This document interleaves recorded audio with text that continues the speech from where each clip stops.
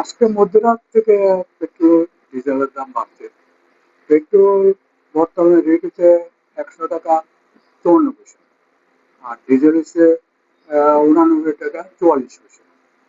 তো পেট্রোল আগের রেট ছিল ৯৭ টাকা ৫০ পয়সা, ৩ থেকে ৪ পয়সা বাড়ছে পেট্রোল। আর ডিজেল ছিল ৮৬ টাকা ৫৩ পয়সা, ২ টাকা ৫১ পয়সা বাড়ছে। মানে টোটাল এখন মানে প্রতি লিটার কত বাড়ছে? প্রতি লিটার পেট্রোল ৩ টাকা ৪ পয়সা, আর ডিজেল ২ টাকা ৯১ পয়সা। এতে মানে সাধারণ যে জনগণের কিরকম না, অসুবিধা? বাড়তি রেটে কোনো এফেক্ট হচ্ছে না। এখন তেল পাইবো কিনা এই ক্রাইসিস চলছে।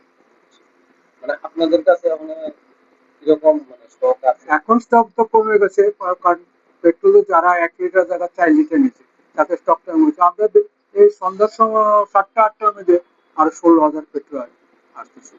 এটা অন রোডে আছে। ডিজেল ৮,০০০ লিটার আসতেছে অন রোডে আছে।